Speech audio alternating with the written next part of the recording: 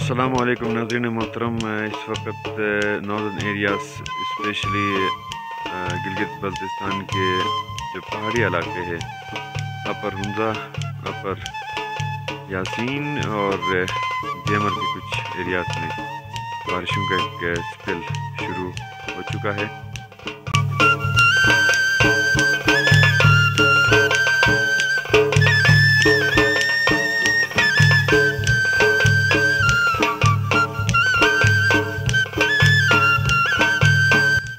वक्फे से ये सिलसिला जारी है।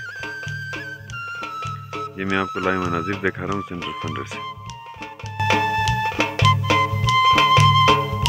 जी, दौरान बारिश फंडर के खूबसूरत मनाजिर आप यहाँ से मुलाहिजा फरमा सकते हैं।